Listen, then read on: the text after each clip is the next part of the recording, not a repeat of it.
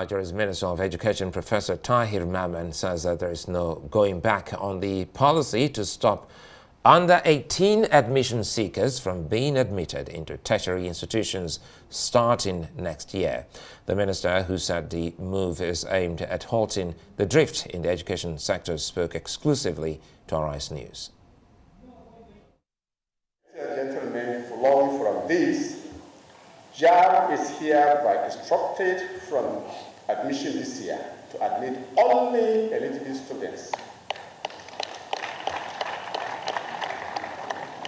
That is, those who have attained 18 years by our law. It was this declaration that created a buzz around whether or not secondary school leavers between ages 16 and 17 are less qualified or qualified to be admitted into institutions of higher learning.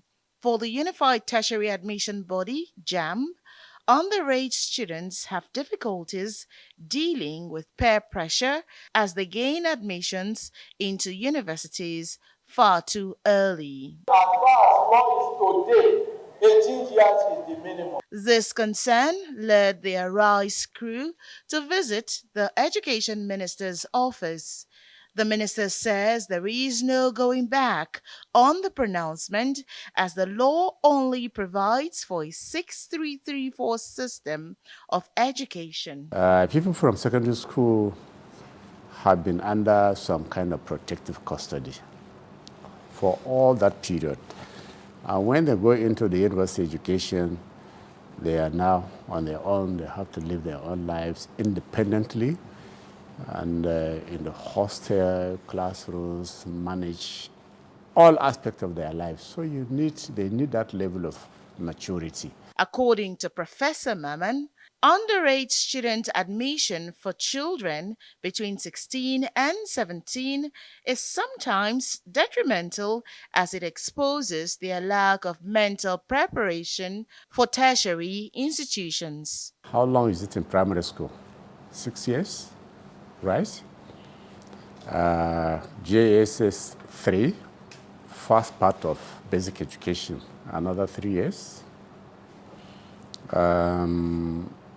Senior secondary school, another 3. So by the time you calculate that, you will have 17 years plus. This is what is in the law. So why are people taking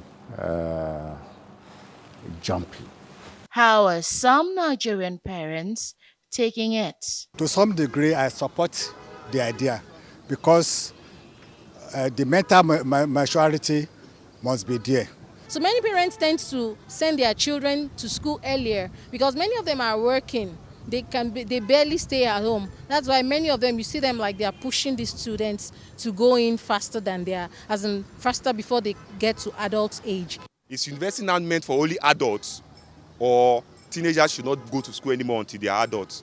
That's just my question to the government. While in some quarters, this is a welcome development, there are some Nigerians who are advocating that students who finish secondary school before turning 18 should be engaged in skill acquisition or vocational training while waiting to attain the stipulated age for admissions. But the government needs to also put a system in place that if you're 16, you're out of secondary school, 16 before 18, what will you be doing? They may have to make computer classes compulsory. The ministry has since clarified that the pronouncement only takes effect from next year, that is, 2025. Mary Chinda, Arise News. Many thanks, Mary. Lawyer and Arise News analyst Frank Tietie joins me now in the studio to look at this issue of underage undergraduates. Well, anyway, this conversation first had a rethink, an urgent rethink in that hall where it was reversed to circuit. It will now commence from next year. And if you listen to Tahir Mamman, he kept on saying that's the law, and that's why I'm excited that I have a lawyer before me now. Speak to us about that law. Well, I think the minister should tell us the law, because if you're talking about admission, the only law that is applicable is the Joint Admission and Matriculation Board Act, which was enacted in 1978 under the military administration of then General Olusegun Obasanjo. I don't think there is a law. If there is, the Minister of Education would have been express about it. 6334 system has been a policy which I experienced. It was introduced when I was in class 3, then changed to GS3 at some time around 1987 under the military and all that. So I was also curious, even though there is an expression, God forbid, that you carry all the law in your head, but I tried to look for that law, I didn't see it. However, the idea of the 6334 system as it then was applied was that when students finish junior secondary, that is 3 years of secondary school, at that point, the authorities should be able to know those who are going on to university and those who are going to either commercial school, vocational school, or technical school. So it wasn't necessary. It wasn't meant to reduce, the age of admission. And again, I must say it at the outset that the idea of trying to, deny persons the right to admission, despite showing the capacity, is a form of discrimination. It contravenes Section 42 of the Constitution. So whatever law there is, despite showing the capacity. yes, because the rule. We must talk about that. No. The rule. Nigeria is a signatory to the International Covenant on Economic, Social, and Cultural Rights, and it provides that every citizen must have a right to higher education based on access based on capacity, not necessarily, in the form of limitation of age. It's very important. Now, you cannot, it's the worst form of discrimination. I heard of a boy a 14-year-old boy who scored over 300 in JAMB, but the father, a friend of mine, said he should not go to the university because he was 14. And that's wrong. Ideally, if that boy were to get legal advice, we'll sue the father for such kind of discrimination and denial of the right to education. Education is a right. Access to education is a right. And let me tell you, let me be very quick about this. We find many of our citizens, sending their children abroad. Canada, for example, does not have any age limit with regards to admission. As a form of admission policy, which means is that you can, so long as your 14-year-old is been able to pass any entrance exam, secure admission, is entitled. But there is always a but, because the issue we must realize the concern, and I'll deal with that because it's actually something we can use the Canadian example, provided you are able to, sign the appropriate forms and provide a certain e loco parentis, that is someone, whether a lecturer or someone, an adult, to stand as a parent of the child when he's abroad. So we should be dwelling more on how to protect people under the age of 18, in exercising their rights to education and not limiting them. And there is, a sensational historical aspect to this, because in our country, there's always been this suspicion by the two regions, by the two divides, that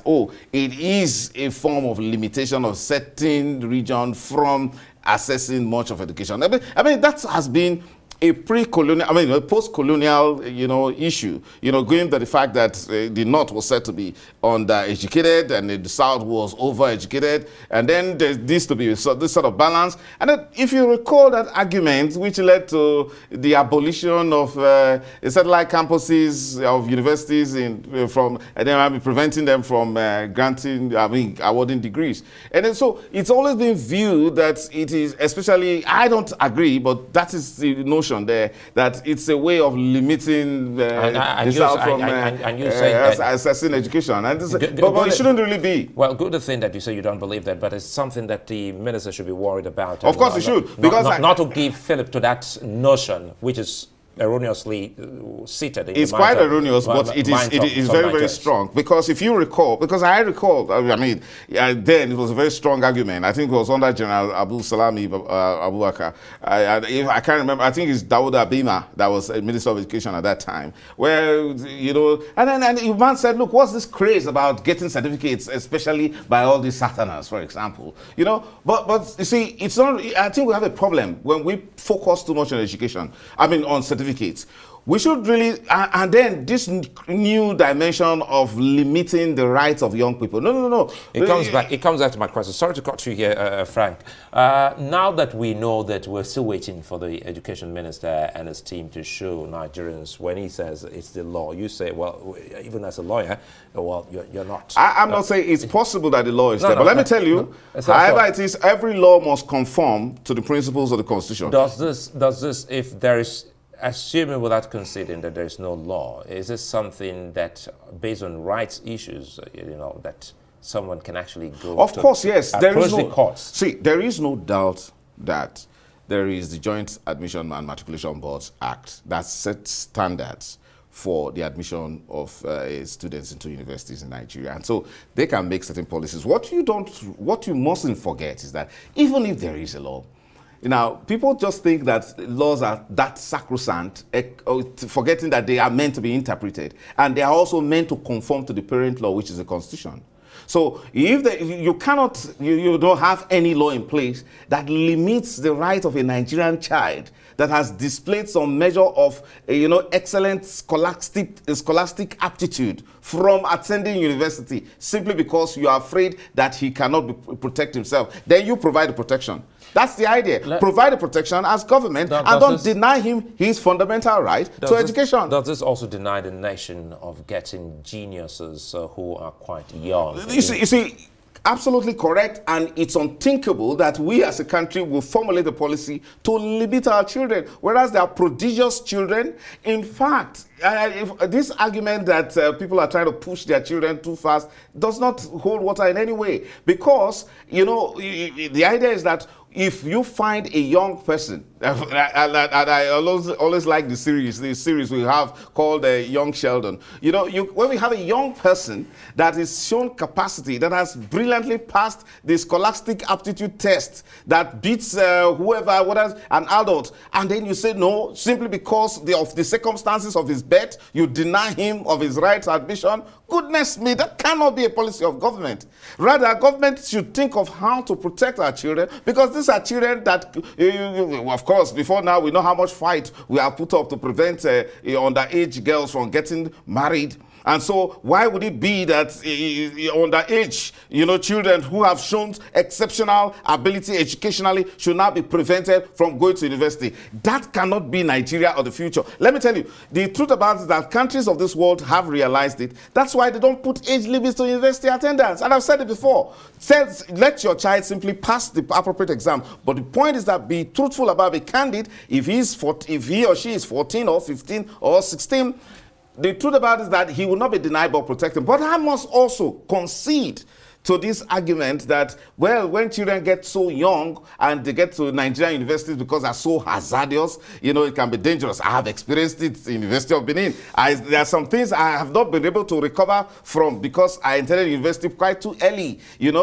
But again, such protection were also put at the University of Benin, except that the officials there at that time, the Ganda's chancellor, was useless as far as I'm concerned, because they didn't even have any relationship with the students. But they were supposed to protect students. I have gone back to schools. I've gone to Nasarawa State University, and I've seen young people, and I'm excited that and that's the reason why cultism and the vices and all those kind of things we saw in our time have been reduced, because those things were actually being perpetrated by the older students who came to the university with that kind of mindset to either stay there permanently, them, and causing all sort of problems. So I think that we cannot deny it's a fundamental right issue. And you ask the question, if any child represented by any council should approach the court that he's been denied right of university entry after passing exams, and I doubt whether the court will possess any jurisprudence to deny that child of his right to admission. We'll stay on this matter clearly and surely. Frank Tietie, many thanks for your time. My pleasure. Well,